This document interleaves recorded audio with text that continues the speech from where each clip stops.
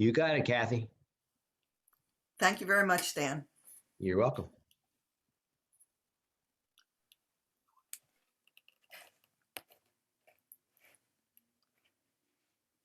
It's pure gift. That was Joan Chittister's response on March 6th, after accepting the Isaac Hecker Award for Social Justice from the Paulist Center in Boston. In response to being asked the question, where do you find the energy to keep going? Joan said, I'm 84. It's pure gift. And that, my friends, is the message I want to break open and leave with you today. It's pure gift. As we heard Fran proclaim in our second reading, it is by grace. It is the gift of God. Our first reading highlights our history, a history punctuated by infidelity, rejection of prophets, being lost, and pursuing power. The point is that God refuses to let our past define our future. Instead, what's continually offered is love. Today's gospel includes John chapter 3, verse 16, perhaps the most quoted and well-known verse in the Bible. God so loved the world. It starts with God's love, made human in Jesus. Each of us are acceptable because we are loved. This truth is hard for us to wrap our hearts around. Sometimes we sabotage ourselves, believing we have to do something to make ourselves worthy. As we say before communion here, Jesus, you make us worthy to receive you, and by your word, we are healed. Being loved no matter what, it's priceless. Let's look at this grace, this priceless gift, through three lenses today: a personal story, a story told by a friend, and thirdly, the legacy of a famous athlete. So first, the personal story. When I think of the graced moments in my own life, often around transitions, I marvel at the synchronicity of events that come together. I'll share one. About 12 years ago, I took a morning walk in a beach community, and as I walked down a road near the bay, I saw a looming vessel, wider than the width of the road. As I walked closer, I realized the vessel was a docked boat. Perhaps it would be more appropriate to refer to it as a 70-foot yacht. It was massive and gleamed white in the morning sun. By Grace was the name stenciled on the back and the side of the boat, of the yacht. I found myself drawn to it like a magnet. Intrigue provoked me to open the chain link gate that separated the dock and the yacht from me as I got close. I learned from the captain that they were headed south from Bay Head, New Jersey, to Florida the next day.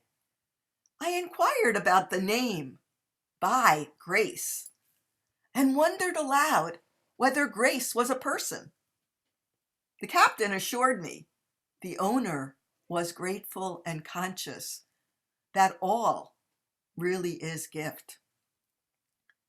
Naming the yacht By Grace was testament to his deep faith.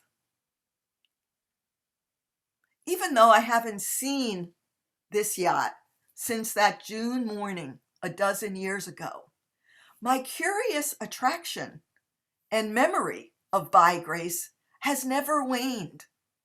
Whenever I visit Bay Head, I drive by the yacht club in gratitude, even though all I see is the empty dock and the name "by grace" on the chain link fence where the boat docks when it's in New Jersey.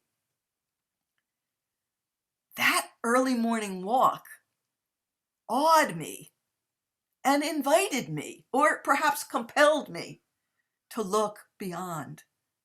The experience shaped and continues to shape what grace is for me.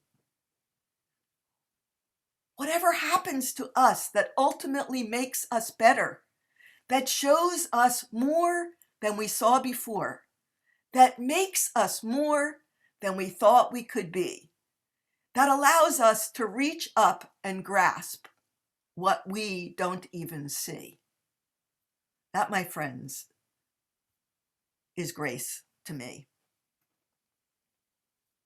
Second, I want to share a story told through the eyes of a friend. One day, last October, a friend shared with me that she'd had brain surgery and was getting her staples out later that week. She described feeling the palpable nature of grace. That word palpable, Palpable, means so intense as to seem almost tangible. An appropriate way to capture the experience. It struck me that it sure beats the actual and sanctifying brands of grace most of us remember from our Baltimore catechisms. I was stunned by what my friend said and can relate it to you today only because I took notes. So here's what she said to me. It was the grace that gave me the courage to take the steps in order to be able to use my life. I can do this. Her faith and the desire to be whole led her to trust the science, even as she risked potential loss of speech, cognition, and mobility. As we spoke, my friend related a conversation from her mom's funeral the prior February, when someone had approached her and said, "You were given a special grace. I saw it and hope you felt it." Who knew that others could see grace?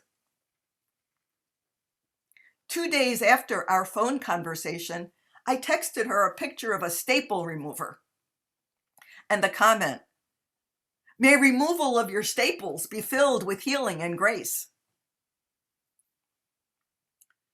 Almost 2 weeks ago, on March 1st, the CBS 3 affiliate in Philadelphia carried the story on the 11 p.m. news.